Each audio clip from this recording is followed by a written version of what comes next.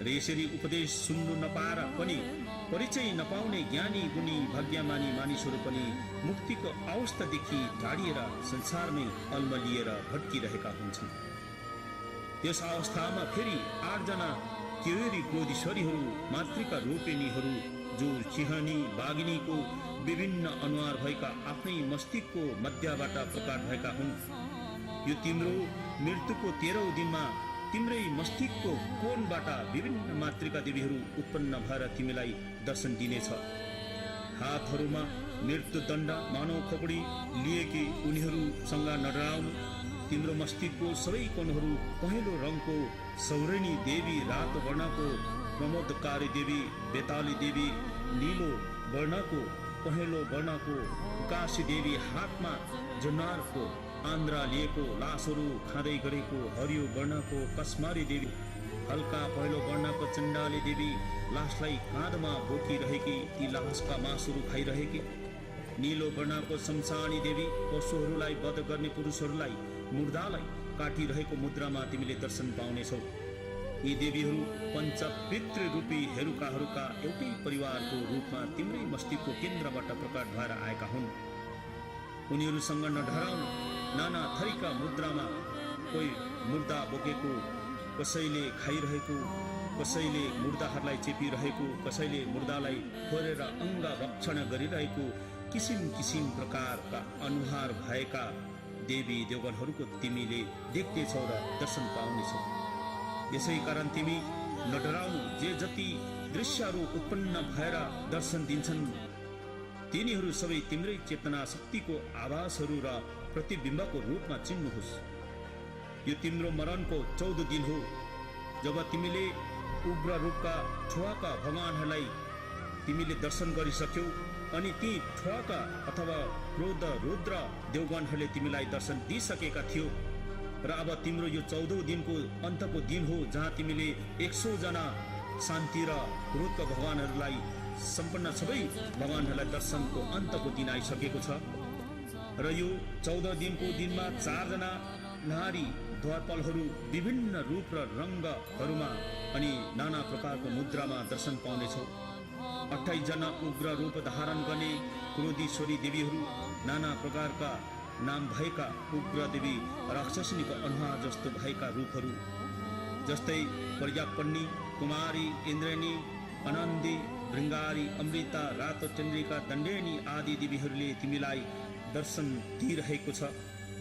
र ती भाकृता देवीहरू गिद्धको शिर अनुहार भएकी, हातमा गदा धारण गरेकी, नन्दिनी रातो वर्णकी घोडाको टाउको र अनुहार भएकी, हातमा विशाल मुर्दाको धड धारण गरेकी, महाबल रातै वर्णकी गरुडको टाउको र अनुहार भएकी, हातमा गदा बोकेकी, राक्षसिनी कुकुरको टाउको र मुखाकृति भएकी, हातमा वज्र धारण गरेकी, कामिनी रातै वर्णकी, कनक पंक्षी सुनेउली चराको टाउको र अनुहार भएकी, दुईटै हातले धनुबाण धारण गरेकी, धन रक्षिता हरियो वर्णकी, मृगाको टाउको र अनुहार भएकी, हातमा पलाश धारण गरेकी, मुद्रामा देवीहरू पश्चिमी क्षेत्रबाट आएकी यी 6 जना योगिनीहरू तपाईँका मस्तिष्कको केन्द्र बिन्दुबाट प्रकट भएर दर्शन दिइरहेको छ। अन्त तिमीहरू उनीहरूसँग एकदमै नडराउने कोसिस गर्नुपर्छ, किनकि तिम्रो कुनै पनि अङ्गहरूमा कर्म इन्द्रिय ज्ञानेन्द्रियहरू कुनै हुँदैनन्, तत्त्वहरू कुनै छैनन्, र त्यसैले तिमी एउटा केवल आत्मा संचेतना र यो मनोकाय मात्रै छ। अब उत्तर दिशाको क्षेत्रबाट पावनी देवी नीलो वर्णमा सर्पको टाउको र मुखाकृति भएकी, हातमा ध्वजा लहराउँदै बोकेकी, हिमालय देवी रातो वर्णमा जङ्गली बाख्राको टाउको र मुखाकृति भएकी, हातमा भाला धारण गरेकी, र यसरी हातमा सर्पका पासहरू, नाना थरीका हात हतियार र नाना प्रकारको जनावरको टाउको भएको मुद्रामा तिमीले दर्शन पाउनेछौ। र यसरी उत्तरी क्षेत्रबाट प्रकट भएकी 6 जना योगिनीहरू तपाईँकै अथवा तिम्रो मस्तिष्कको केन्द्र बिन्दुदेखि सृष्टि भएर तिमीलाई दर्शन दिइरहेको अनुभव गर्नु। तिमीलाई यिनीहरूदेखि एकदमै भयभीत र नडराउने कोसिस गर्नु। र 4 जना द्वारपालिका योगिनीहरू पनि तिम्रो मन मस्तिष्कको केन्द्र बिन्दुदेखि निस्केर तिमीलाई दर्शन दिनेछन्। जस्तै पूर्व दिशाबाट वज्रबराही कोइली चराको टाउको भएको अनि मुखाकृति भएकी, हातमा फलामको अङ्कुशे धारण गरेको, पश्चिम दिशाबाट रातो रङ्गी वज्रदेवी सिंहको शरीर र अनुहार भएको, हातमा फलामकै साङ्ली धारण गरेको, उत्तर दिशादेखि निकुर हरियो रङकी वज्रदेवी सर्पको टाउको र अनुहार भएकी, हातमा घण्टी धारण गरेको, अनि दक्षिण दिशादेखि पहेँलो वर्णकी वज्रदेवी बाख्राको टाउको र अनुहार भएकी, हातमा पाशु ग्रहण गरेको मुद्रामा उत्पन्न भएर दर्शन दिनेछन्। यसरी चारैजना द्वारपालिका योगिनीहरू पनि तिम्रै मस्तिष्कको भित्री अंशबाट सृष्टि भएर प्रत्यक्ष दर्शन दिएका हुन्छन्।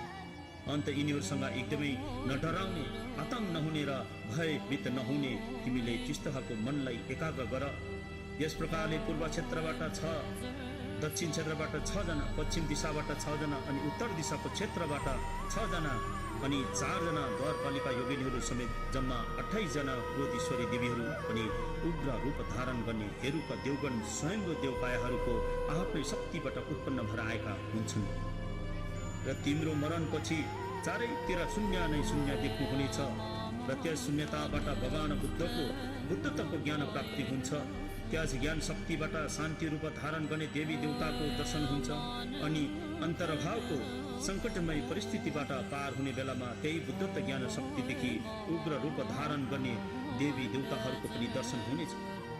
तपाईँले त्यही दुवै अवस्थाका देवी देवताहरूलाई उनीहरूका रूप भनेर चिन्नु सक्नुपर्छ। आफ्नै मस्तिष्कको केन्द्र बिन्दुबाट 58 प्रकारका हेरुका देवगणहरू अथवा ठुवाका भगवानहरू आफ्नो विभिन्न रूप आकृति र रङ लिएर तपाईँको अथवा तिम्रो अगाडि दर्शन दिन्छन्। तर ती सबै आफ्नो ज्ञान शक्तिका प्रतीक या प्रतिरूपहरू भन्ने जानेपछि उनीहरूकै हेरुका कायामा विलिन भएर बुद्धत्व प्राप्त गर्न सक्नेछ। यिनीहरूलाई तिमीले अब पनि चिन्नु सक्नु भएन र हेरुका देवगणदेखि भयभीत भएर भाग्नु भयो भने फेरि पनि तिमीले दुःखको सामना गर्नुपर्नेछ। यी हेरुका देवताहरू तपाईँलाई यामदूत जस्तो भयङ्कर देख्नुहुनेछ, कारण यिनीहरू वास्तवमा भयानक नै हुने गर्छन्। उनीहरूदेखि डराउनु हुनेछ, भयभीत बन्नुहुनेछ, उनीहरूको आतंकले मन छिया पार्नेछ, अनि तपाईँ फेरि यही संसारमा नाना प्रकारको कष्ट भोगेर भट्किरहेको हुनुपर्नेछ। शान्त र उग्र रूप लिने अथवा शिवा र ठुवाको देवी देवताहरूको रूप यति ठुलो ठुलो हुन्छन् कि यी रूपहरूले आकाशलाई ढाकेको जस्तो लाग्नेछ।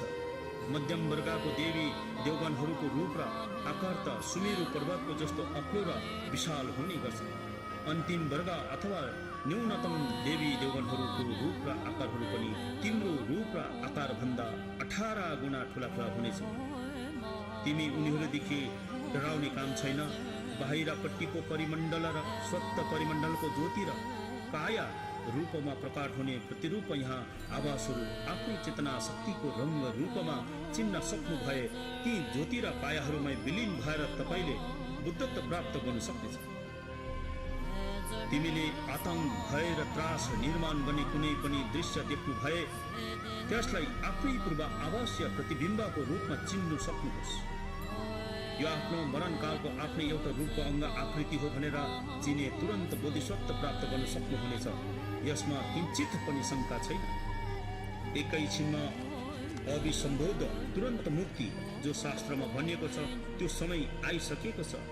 यो तिम्रो मनमा स्मरण गर्नुहोस्। तिमीले आफ्नै प्रतिबिम्ब अथवा छायाहरू चिन्नु सक्नु भएन भने शान्ति रूप धारण गर्ने सौम्य देवी देवगणहरूलाई पनि विशाल रूप धारण गरेका महाकालको रूप जस्तो देख्नुहुनेछ। अनि ती उग्र रूपधारी देवी देवगणहरूलाई भयानक डरलाग्दो यमराजको दूतहरू जस्तो भयङ्कर देख्नुहुनेछ। अन्त यस प्रकारको दृश्यले तिमीलाई यही संसारमा अल्मलिएर भट्किनु बाध्य गराउने अथवा ती बाध्यता गराउँछ। यदि तिमीले उनीहरूको रूपलाई चिन्नु सक्नु भएन भने तिमीले आफ्नै ज्ञान शक्तिको प्रतिरूप या प्रतिबिम्बहरूलाई चिन्नु सक्नु भएन भने बुद्ध वचन सूत्र र तन्त्र विद्यामा जति नै ज्ञानी भए पनि केवल इच्छा मात्र राखेर धर्म कार्य गर्दैमा बुद्धत्व प्राप्त गर्न सक्नुहुन्छ। यदि तिमीले आफ्नो चेतना शक्तिको प्रतिबिम्ब या प्रतिरूपलाई राम्ररी चिन्नु सक्नुभयो भने एउटै वाक्यले तिमीलाई बुद्धत्व प्राप्त गराउनेछ। उक्त आफ्नै स्वर, आवाज या प्रतिबिम्बहरू चिन्ह र शब्द मृत्यु भएको उपरान्त अन्तर्भाव अथवा भाडोको सङ्कटपूर्ण परिस्थितिदेखि रक्षा गर्न आउने देवी देवगणहरूको स्वरूपलाई धर्मराज यामको विशालतम शरीर जस्तो जसले आकाशमै ढाकेको जस्तो देख्नुहुनेछ। मध्यम वर्गका देवी देवगणहरूको स्वरूपलाई सुमेरु पर्वतको बराबर भए परिमण्डललाई नै ढाकेको जस्तो देख्नुहुनेछ। अनि उनीहरूले माथिल्लो दाँतले मन्दिराको ओठ चेपेर चमचम सिसा जस्तो चम्किने दाँतहरू पारेर केश राशिलाई चुल्ठो बाँधेर विशाल भुँडी अथवा पेट भएका पातलो कम्बर हातहरूमा चम्किलो धारिलो अस्त्र धारण गरेको मुखबाट मार काटका शब्दहरूको ध्वनिमा कराउँदै कसैको हातमा मानव खोपडीको पात्रमा रगत पिउँदै मानव मस्तिष्कको गिदी निकालेर पान गर्दै गरेका मुर्दालाई चिरफाड गरेर आन्द्राहरू र कलेजाहरू निकालेर भक्षण गर्दै गरेका जस्तो भयङ्कर रूप र मुद्राहरूले चारै दिशाहरू भरिएको जस्तो देखिनेछ। तिमीले यस प्रकारको भयङ्कर र अद्भुत दृश्यहरू देखेर नडराउनुहोस्, आतङ्कित नबन्नुहोस्, कारण तपाईको शरीर त मात्रै संसारबाट उत्पन्न भएको मनाइकाया हो। अन्त यो स्थूल शरीर मात्रै नष्ट हुन्छ, नाश हुन्छ, तर तिमी नष्ट हुनुहुन्न, तिमी नष्ट हुँदैन। तिमीलाई जति नै मारे काटे पनि तिमी मर्नु सक्दैन। तिमी त त्यो नश्वर शरीरको शून्य बिम्ब हुन्छ, त्यो शून्य बिम्ब हो जो कहिल्यै नष्ट हुँदैन। यसकारण उक्त सबै दृश्यहरू देखेर डराउने भयभीत हुने कुनै आवश्यकता छैन। त्यो तेजवी ज्योतिहरू यमराज र दूतहरू पनि केवल प्रतिबिम्बहरू हुन्। उनीहरूको कुनै स्थूल शरीर हुँदैन। अन्त कुनै शून्यदेखि अर्को शून्यको घात प्रतिघात हुँदैन। शून्यसँग शून्य ठोकिए शून्यकै सृष्टि हुन्छ। यसरी उक्त सबै दृश्यहरू स्वचेतना शक्तिका प्रतिबिम्बहरू हुन्, छायाहरू हुन्। त्यसपछि ती बाहिरी परिमण्डलका शान्त देवगण, उग्र क्रोधी हेरुका देवगण र विभिन्न आकृति रूपको शिर धारण गर्ने देवीगण, इन्द्रियका रङहरू, ज्योतिहरू, यमराजका रूप स्वरूपको कुनै सिद्ध प्रमाण छैन। यो कुरा निश्चित छ। अन्त यस निश्चितताको आधारमा तिमीले आफ्नो आतङ्क भय र डरहरूबाट मुक्ति पाउनुपर्छ। तब मात्र तिमीले उनीहरूको आवासमा अभिन्न रूपले विलीन भएर बुद्धत्व प्राप्त गर्नुहुनेछ। यसरी तिमीले आफ्नो प्रतिबिम्बहरूलाई चिनेपछि आफै आप तिमीले मनमा यसरी सोच्नुहुन्छ, यिनीहरू सबै मेरै कुलदेवी देवताहरू अथवा इदामहरू हुन्। उनीहरू मलाई यस अन्तर्भावका सङ्कट र विपदहरूले भरिएको मार्गदेखि रक्षा गर्न आउनुभएका हुन्। म उनीहरूको शरणमा जान्छु भनेर तिमीले सोच्नुपर्छ। यसरी उनीहरूप्रति उन्मुख भएर मुक्तिको आशा राख्नुपर्छ। त्रिरत्नको विधि विधानहरूको अनुसरण गर्नुहोस्। तिमीले आफ्नो कुल देवी देवताहरूलाई स्मरण गर्नुपर्छ। जुन देवता र देवीको नाउँ तिमीलाई याद आउँछ उसैको नाउँ पुकारेर यसरी प्रार्थना गर्नुपर्छ। अन्तर्भाव अथवा सिठोको अवस्थामा अल्मलिएर म भट्किरहेको छु, मेरो सहायता गर्नुहोस्, मलाई कृपा दृष्टि प्रदान गर्नुहोस्, हे कुल देवता हिदामहरू हो। यसरी पुकारेर प्रार्थना गर्नुपर्छ। आफ्नो मूल गुरुको नाउँ पुकारेर यसरी भन्नुहोस्, म अन्तर्भावको सङ्कट र विपदमा भट्किरहेको छु, मेरो मद्दत गर्न आउनुहोस्। तपाईँको असीम अनुकम्पा दया म माथि भइरहोस्, हे गुरुदेव। यसरी पुकारेर प्रार्थना गर्नुपर्छ र पूर्ण सहयोगिताको आशा राखेर हेरुका देवगणको प्रार्थना गर्नुपर्छ, अभ्यास गर्नुपर्छ। र प्रार्थनामा के भन्नुपर्छ भने, हे भगवान, असीम कुवासना र कुकर्मको प्रभावले यस भाव सगार रूपी संसारमा म भट्किरहेको बेलामा त्रास आतङ्क र भय बिनाको प्रकाशमान बाटोमा शान्त स्वरूपका देवगण र उग्र कोटी स्वभावका हेरुका देवगणले मलाई मार्गदर्शन गरी अगुवाई गर्नुहोस्। दैत्य शरीरको दिने देवीहरूले पछिल्लो हिस्साबाट मलाई सहायता गरी अन्तर्भावको भयानक यस सङ्कटपूर्ण मार्ग किचार पार गराउनुहोस् अनि सम्यक सम्बुद्ध परिमण्डलसम्म दया गरी मलाई पुर्याइदिनुहोस्। जब प्रियजन आफन्तहरूसँग बिछोडिएर एक्लै म भट्किरहेको बेलामा आफ्नै प्रतिबिम्ब र छायाहरू शून्यतामा उत्पन्न भई अन्यलमा पारी विपद र सङ्कटमा परेको बेलामा भगवान बुद्धको अपार अनुकम्पाको शक्तिले यहाँ अन्तर्भाव अथवा भाटोको सङ्कटकालमा त्रास आतङ्क र भय उत्पन्न नहोस् मेरो मनमा।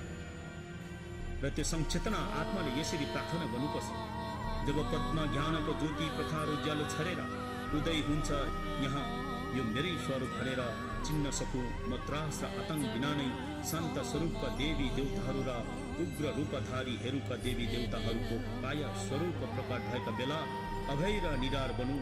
विश्वास र आस्था प्राप्त गरेर अन्तर्भावको परिस्थितिलाई सरलतापूर्वक म बुझ्न र चिन्न सकूँ। जब दुष्कर्मको प्रभावको दुःख वेदनाको सागरमा डुबेको बेला मलाई उद्धार गरून् मेरो कुल देवताहरूले।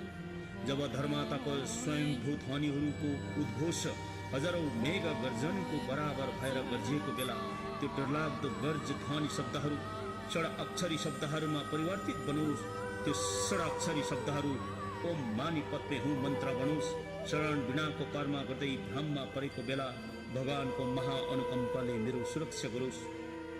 कुकर्म र वासनाहरूको जालमा फँसेर दुःख र वेदना भोग्नु परेको बेलामा भगवानको अनुग्रहले मेरो चेतनामा सुख प्रभाव सत्ताको समाधि उदय होस्, मनमा शान्ति आओस्। हे भगवान, तपाईको अनुग्रहको शक्तिले पञ्च महाभूत धातुमा पृथ्वी, वायु, जल, आगो र आकाशप्रति मेरो चेतनामा शत्रुको भावना नहोस्, तर यी सबै पञ्च कौलिक बुद्ध चित्रको स्वरूपमा दर्शन होस्।